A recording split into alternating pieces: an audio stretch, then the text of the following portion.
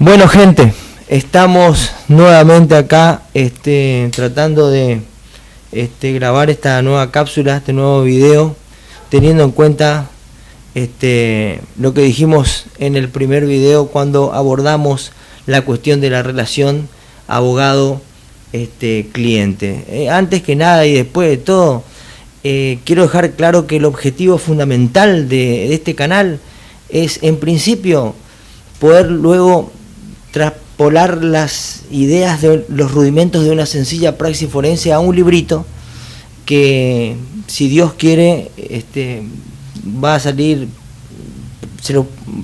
la idea es presentarlo en la feria del libro, y entonces es más fácil por ahí escribir una vez que uno ya habla, ¿no? Esto me ha acordado Lina cuando le preguntaron en un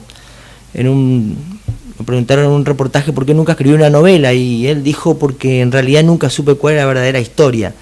Y me parece un poco que a mí también me pasa algo así, como que no sé bien cuál es la verdadera historia. Entonces prefiero venir a hablar con ustedes acá 15 minutos y no tratar de estar media hora tratando de escribir 5 renglones, que generalmente se torna un poco más tedioso. Pero en cuanto a lo que habíamos dicho en cuanto a la relación de abogado-cliente en la cápsula anterior, habíamos dicho que el cliente, por decirlo de alguna manera, y desde mi humilde punto de vista, se convertía en el primer enemigo del abogado, ¿no? ¿Y por qué? Porque existía un obstáculo epistemológico. O sea, y esto implica como lógico corolario, ¿no es cierto?, la necesidad de que yo tenga que explicar de qué se trata esto del objeto epistemológico y, por lógica consecuencia, la epistemología, ¿no? La epistemología, miren, amigos, esto que arranca como como un tema casi trivial, si se quiere, de la relación abogado-cliente, yo creo que pasa a ser la piedra angular. Hay dos formas de ver la vida, dos maneras de ver la vida, dos enfoques, básicamente, el filosófico y el científico. Hay tanta filosofía de vida y tantos conceptos filosóficos de vida como personas existan. Dime con quién andas, te diré quién eres. Espectacular, es muy hermosa frase. Gracias a Dios no es científica, no pasó la verificación práctica. No siempre voy a ser como es la persona con la que yo puedo andar o con la que yo me puedo relacionar. Esto atiende a la cuestión epistemológica. La epistemología es la parte de la filosofía que estudia los principios, los fundamentos, la extensión y los métodos del conocimiento humano. ¿Hasta dónde yo puedo decir que sé algo y hasta dónde puedo decir que no sé algo? ¿Cómo yo conozco?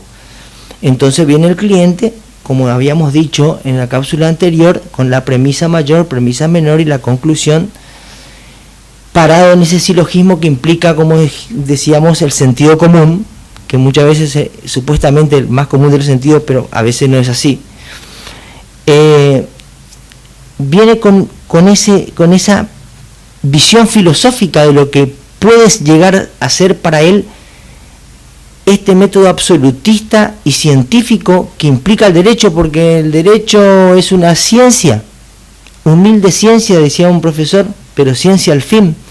Entonces, este es el obstáculo epistemológico, es aquella incapacidad, aquellas limitaciones que obstaculiza la capacidad del individuo para construir un saber real o empírico. Y esto es fundamental, no solamente para la cuestión para con el cliente, no solamente porque el cliente puede venir con un bagaje de conocimientos que siempre hay que tener en cuenta. No podemos, y lo habíamos dicho en la clase anterior, los diferentes tipos de abogado que engendra esto, ¿no? El abogado déspota, el abogado dictador que no permite que el cliente hable. También habíamos hablado del abogado que le da los pros y los contras y carga la decisión sobre las espaldas del cliente, el cliente que promete un resultado, y así también hay diferentes tipos de clientes. Hay el cliente que sabe todo. Entonces el cliente que sabe todo siempre requiere de que uno se ponga en los zapatos del tipo, ¿no? El hombre viene con su bagaje de conocimientos y necesita ser escuchado, entonces hay que escuchar pero activamente, hay que preguntar, ¿no? Hay que preguntar ¿y por qué? ¿Y dónde? Y hay que comunicarse. La comunicación es fundamental. Yo a mis alumnos les digo, contame el cuento de Caperucita, y los tipos arrancan diciéndome, bueno, Caperucita vivía en el bosque, y dice, pero pará, todavía no me dijiste quién es Caperucita, ¿por qué se llama Caperucita? Y ya arrancaste con que vivía en el bosque. Entonces la gente no sabe contar, la gente no sabe comunicarse.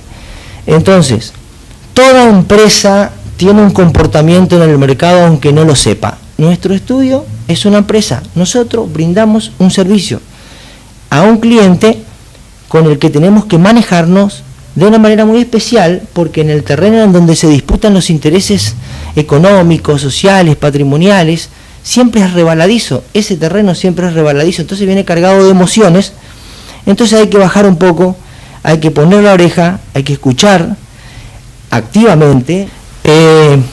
Nosotros somos el producto, el abogado es el producto, el cliente tiene que comprar. ¿Por qué el cliente me elegiría?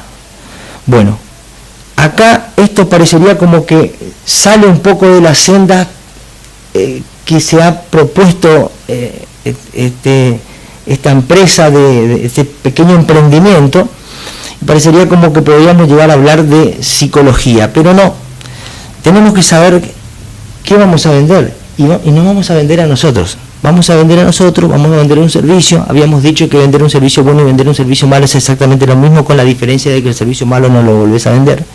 Habíamos dicho de que muchas personas creen de que no importa el servicio que vos vendas, sino que lo que importa en realidad es la idea que el cliente se lleva del servicio que le vendiste, y todas esas cosas son ciertas, pero hay algo que es fundamental, es la autoestima del abogado.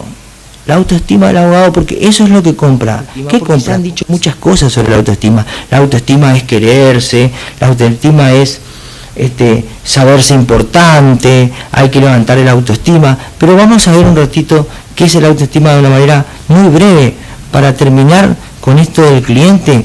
¿Qué es el autoestima? ¿Qué es lo que le vende? Auto, 1. Estima, ¿qué es estimar? ¿Cuánto sale esto estimativamente? Mi estimado, ¿no?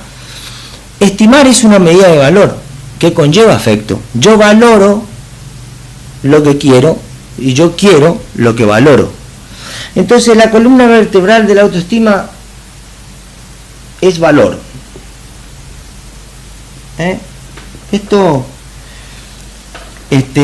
alguien dijo alguna vez, un psiquiatra muy conocido cuyo nombre tuve la precaución de olvidar, porque parafraseando a otro psiquiatra que dijo esto, es valor. Entonces la autoestima es darse su propio valor, ni más ni menos, tu propio valor.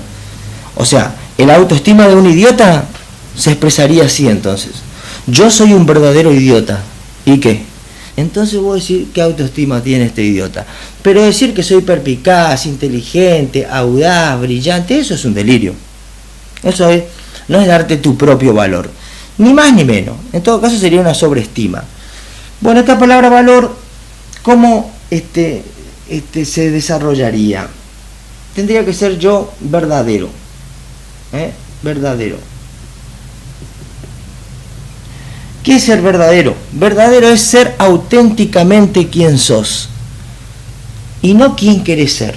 Porque acá la gente tiene un dilema entre lo que uno es y lo que quiere ser. Y por lo general lo que uno quiere ser es aquello que le dijeron que tiene que ser. Vos tenés que ser abogado, vos tenés que ser médico, y ahí hay una confusión entre el contenido de lo que eligió ser y lo que en realidad y la idea de lo que es, ¿no? Pues a mí me podría gustar ser médico y andar con el estetoscopio colgado por los pasillos de los sanatorios escuchándolos a alta voz. Doctor García se lo solicita en cirugía, pero cuando agarro y leo que la conformación de determinado músculo, que la célula y el retículo endoplasmático no me gusta la medicina. Entonces una cosa es el médico, otra cosa es la medicina, una cosa es el abogado, otra cosa es la abogacía. Verdadero es auténticamente quien sos y no quien te dijeron que tenés que ser. Después hay que ser autónomo. Auto uno, normas. Esto es tener tus propias normas. Che, pero vos sabés que no, eso a mí no me gusta. Sí, bueno, eso sí, esta es una esfera de libertad. Yo determino mis propias normas, ¿no? Entonces, después tenemos la palabra limitante, aprovechando esta L, limitante. Bueno, acá tenemos que diferenciar los espacios privados y los espacios virtuales. Nosotros tenemos espacios virtuales, tenemos espacios privados. Los espacios privados y físicos, los espacios físicos privados y virtuales privados, los espacios físicos privados son mi casa, mi escritorio, mi pieza, mi cuarto. Y los virtuales son mi historia, mis sensaciones, mis sentimientos, mis pensamientos. Entonces yo decido quién entra y hasta dónde entran en mis espacios privados, ya sean físicos o virtuales. Esto de ninguna manera significa no te metas en mi vida. No. Esto quiere decir poner límites y saber decir que no, simplemente. No, nada más que no. Amorosamente y de manera tranquila. Porque si lo haces gritando, es porque querés convencer a los demás de lo que ni vos estás convencido. Entonces gritás para hacerlo. Entonces, si vos sabés que tenés derecho a poner límites a la invasión de tus espacios privados, ya sean físicos o virtuales, lo haces de manera amorosa, tranquilo, y con un no, en su justo momento. Y esta es una palabra muy bastardeada, que es orgulloso. Hay que ser orgulloso. Bueno, orgulloso, ¿qué significa? Acá hay que hacer una diferenciación, orgulloso, una diferenciación de tres cosas, ¿no es cierto? Tenés el egocéntrico, tenés el ególatra y tenés el egoísta. El egocéntrico es el que quiere o cree ser el centro de todo. Todos conocemos a alguno que siempre quiere ser el centro de todo. No es malo el tipo, pero quiere ser el centro. Pero bueno, está bien, quiere ser el centro. El problema es el ególatra. Si la cámara toma, el ególatra es el que se cree superior a los demás. Y en este sentido decía Henry Ford, toda persona que conozco en algún punto es superior a mí y en ese punto yo aprendo de él. La verdad es un espejo roto en 1000 pedazos y cada uno tiene uno en la mano. Yo creo que dejá tu verdad, dejemos mi verdad y busquemos la verdad. Se suele decir, alguien dijo alguna vez, siempre alguien dijo alguna vez, por eso se llama así el programita, porque siempre olvido quiénes son los que dijeron lo que dijeron. Pero el ególatra es el que se cree superior. Y este es el problema. Y esta es la pregunta del millón, egoísta. Egoísta es el que se prefiere siempre a sí mismo antes que los demás. Pero esta no es la palabra canallesca con la que las personas tildan a la palabra egoísmo. Este es un saludable egoísmo. Porque ¿cómo podría yo hacer algo por mi cliente? ¿Cómo podría hacer algo yo por mi hijo, o por vos, o por aquel, o por Juan, o por Pedro, si yo estoy hecho percha? Yo tengo que estar bien para poder darle la mano al que viene atrás y puede subir. Entonces, hay que ser egoísta para poder así hacer algo por los demás. Porque yo creo que en este mundo nadie te va a hacer una estatua porque vos fuiste feliz en la plaza, ¿no? ¡Ay, qué feliz que fue Enrique! Y si no dejó nada, entonces hay que ser egoísta. Esto significa orgulloso, no el orgullo bastardeado con el que siempre se tilda a la terminología o a la palabra, ¿no? Y por último hay que ser receptivo. Receptivo. Esto es recibir de la vida todo cuanto venga, lo bueno y lo malo, ¿no? Y acá está siempre el símbolo del yin yang, ¿no? Que significa que todo lo bueno tiene algo de malo y todo lo malo tiene algo de bueno, y sin embargo todo está dentro de una esfera, ¿no? Entonces, mientras nosotros no seamos quien verdaderamente somos y no quienes nos dijeron que tenemos que ser, mientras no tengamos nuestras propias normas, mientras no sepamos poner límite a la invasión de nuestros espacios privados, ya sean físicos o virtuales, mientras no aprendamos a ser orgullosos y a ser egoístas, sin caer en la egolatría, para preferirnos siempre a nosotros antes que los demás, para poder así hacer algo por ellos, y aun mientras no sepamos recibir todo de la vida cuanto venga, difícilmente nosotros vamos a poder darnos nuestro propio valor. Esto es el autoestima, darse su propio valor. Porque hay gente que no sabe recibir. Hay gente que vos les haces un regalo y te dice no te hubieras preocupado, no te hubieras molestado. ¿Cómo no te hubieras molestado? Me rompí el alma buscando un regalo para vos y me decís no te hubieras molestado, decime gracias. Entonces, esto es el autoestima. El autoestima no es yo la tengo clara, yo me siento bien, yo soy el mejor, de ninguna manera. Entonces, mientras no tengamos esto bien abarajado, difícilmente podamos tener y generar una confianza en nuestro cliente. Y lo que nuestro cliente quiere es eso, confiar en nosotros. Y si no confiamos nosotros en nosotros mismos y no somos sinceros para con nosotros, difícilmente lo podamos ser para los demás. Entonces, terminando con la historia del cliente y la relación con el abogado, y desde el punto de vista epistemológico, desde el punto de vista de la epistemología, que vendría a ser la filosofía de la ciencia, que vendría a ser aquella visión crítica con la que Kant justamente ve a la ciencia, por eso saca la crítica de la razón pura, ¿no? Que los kantianos sabrán de qué hablo. Hay que tener mucho en cuenta, porque así como viene el cliente con un bagaje de conocimientos a plantearnos determinadas cuestiones que nos podría hacer pensar de ¿por qué no? Así habría que mirar cada precepto legal cuando tengamos que aplicarlo en alguna cuestión jurídica. Porque las leyes están ahí, se las baja, se las mira y se las aplica. Pero si un día sale una ley que dice prohibido usar camisa amarilla, lo dice la ley, pero epistemológicamente, ¿por qué? ¿Y de dónde? ¿Y cuál es el fundamento? ¿Y cuál es el método por el cual se llegó a eso? ¿Está bien eso? Porque dice la ley nomás. Yo sé, dura lex sed lex. Pero dice Couture, para cerrar con esto, en uno de sus mandamientos del abogado, cuando encuentres en conflicto, lucha por la justicia, pero cuando encuentres en conflicto la justicia y el derecho, lucha por la justicia, lucha por el derecho, pero si hay una pugna entre la justicia y el derecho, lucha por la justicia.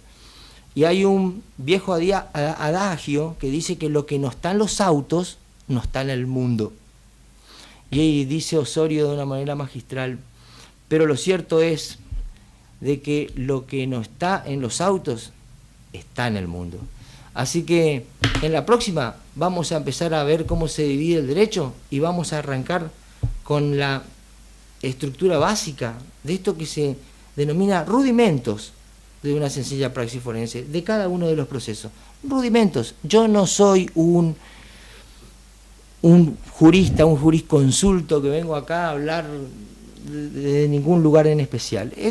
Esto es simplemente los rudimentos para que uno pueda, las herramientas básicas, cómo se adjudica una demanda, cómo se diligencia una cédula, la diferencia entre librar la cédula, diligenciar la cédula, notificar, adjuntar la cédula diligenciada, los plazos, contestar la demanda, la audiencia, etcétera, etcétera, que los que ejercen me van a entender. Bueno, esto es todo por esta vez, hasta acá. Espero que esta capsulita haya sido un poco, no sé, porque no llevo el tiempo, pero un poco más concisa que la anterior. Y bueno, iremos mejorando, amigos de YouTube. Hasta la próxima.